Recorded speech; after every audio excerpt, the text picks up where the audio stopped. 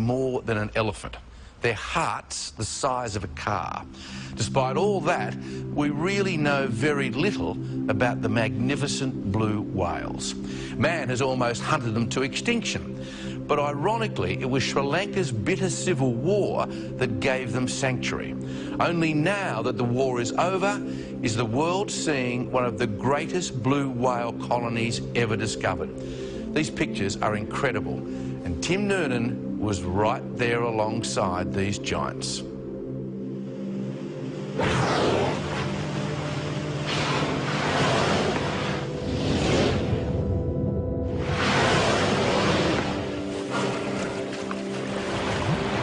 It's the largest animal that's ever roamed the planet. It's immense. It's just unfathomable, I think. It's built so perfectly, so streamlined. It's as if the ocean parts to make way for a living submarine. We're just meters away from the biggest creature that's ever roamed the planet. 30 metres long, weighing 140 tonnes. Pretty huge, huh? I mean, they're all bloody massive. It's really hard to imagine that an animal that large can exist at our doorstep, and we know so little about it. We're on a scientific expedition to a kingdom of rare blue whales located off the coast of Sri Lanka.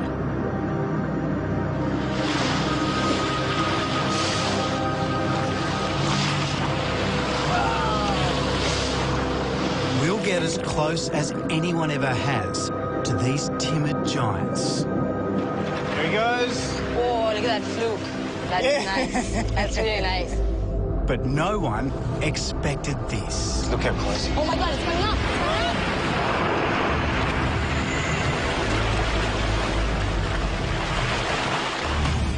Almost all blue whales travel vast distances in search of food, from the warm waters of the equator to the North and South Poles. But in Sri Lanka, a tropical island about the size of Tasmania, the blue whales are different. They don't seem to migrate at all, and as yet, no one knows why. Blue whales in other parts of the world migrate vast distances, but the ones out here seem to hang around all year round, so it's pretty unusual. Our guide is marine biologist Asha De Vos from the University of Western Australia. Asha was born in Sri Lanka and leads the first major study of these unique blue whales. This is the least known population of blue whales in the world. But until now, it hasn't been safe to research these whales, has it? No, we've just come out of a 30-year civil war, and during that time we didn't have access to these whales. We couldn't go out to sea. But now we've got the opportunity, and it's a time for us to really try to understand these populations. Now this wild ocean has been reopened, and Asha's scientific study is beginning. But for a long time, she thought this day would never come. This is a part of the world where women aren't in the forefront of things. And I think that was one of my biggest challenges, you know, convincing people that I could do it. Even though I'm not a man, I don't need to be a man to do what I do. I want to know more. I want to know more about the largest animal that's ever roamed the planet. We don't know anything about it, and it's hard for me to understand how these huge creatures can be just there, and we know next to nothing. Oh, whale. So, is that a blue? Yeah, it's a blue. There's a blue right out there. We're 20 kilometres off the southern tip of Sri Lanka. There she is. Just there. There he is, there he is. Whoa. As we get closer, the blue whale hears the engine and dives. Our quest will not be easy. They're incredibly elusive. What's their personality? They're really shy and very timid. 1 minute you see them and then that's it. That's it, they're gone. So we've got one shot, one chance. Pretty much. And we have to just keep scouring the ocean all the time to make sure we don't miss out. There it is. Look again. Perfect.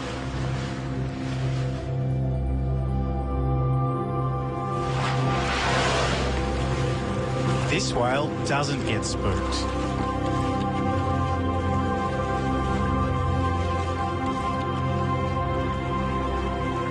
it's immense. It's just unfathomable, I think.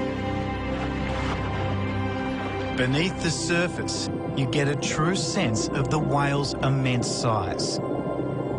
Covered with remora fish, some almost a metre long.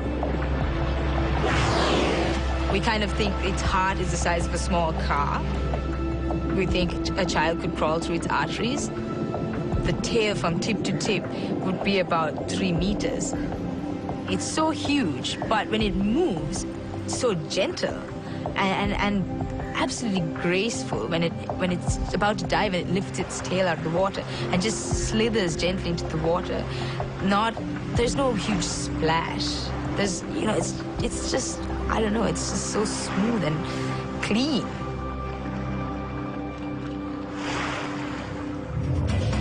Blue whales were a prime target for hunters last century.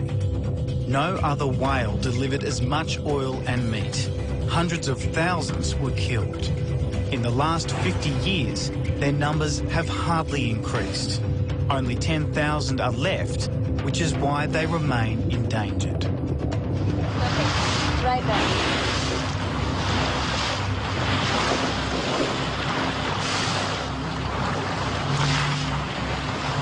Asher photographs skin markings and tails which are called flukes. There are whales' fingerprints. Her photo album is the first whale census here. She's also marking the exact location of every whale we see. We can paint some kind of picture of what might be happening underwater. And above water, there's danger in all directions. Asher's whales are right in the middle of one of the busiest shipping lanes on Earth. Her research is looking at whether a slight change of course for the ships might reduce collisions with whales. But the biggest potential threat to whales from peace is a new and unregulated whale watching industry. Here in the port of Marissa, there are 15 boats chasing blue whales. Next year, it's predicted there'll be 100. There are small-time operators. Through their ignorance, they might be too close to whales. Chitral Jayatalaki is a naturalist with Sri Lanka's biggest tourism company. He wants new laws to protect the whales. We know that the world is going to come to look at Sri Lanka as a fantastic location to do whale watching, and as more operators and boats get into sea, more the need that these guidelines and discipline is formalized. My dream is one day, if Sri Lanka is known as the land of the blue whale.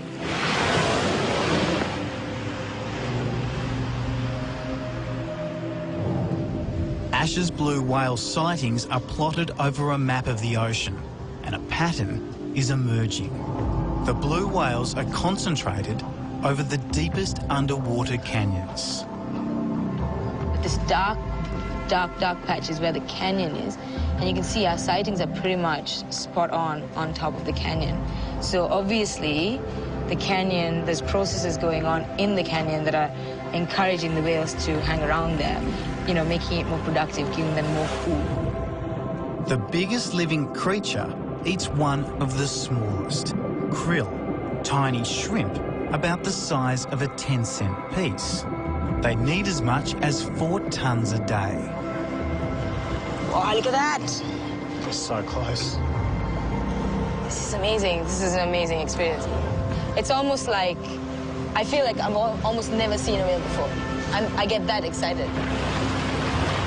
Oh, it's just phenomenal. I don't know. But there is an unpleasant side to Asher's research. I wouldn't even describe it as fishy. It's kind of, yeah, it's not pleasant.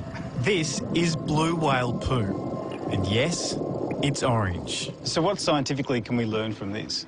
One thing is when you see it, you know immediately that this is a feeding area. And then on top of that, you know, you can find out what species they're feeding on, what kind of krill. There are other whales here as well. These are sperm whales.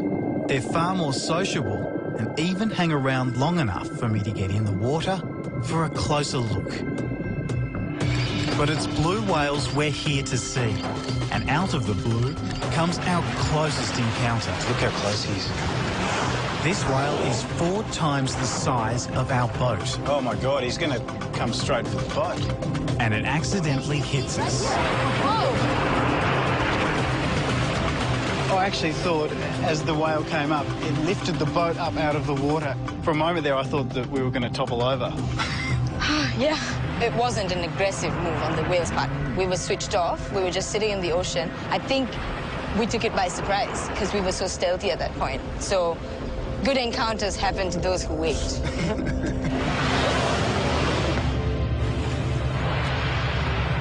Every encounter means I learn something new.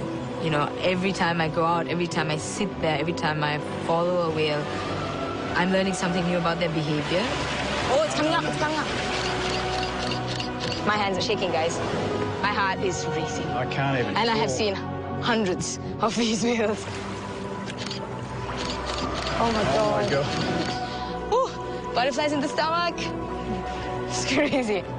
Every single sighting is phenomenal, and every single time I remind myself just how mind-blowing lucky I am to be able to go out and sit with the largest animal on the planet. I mean, who wouldn't smile, right?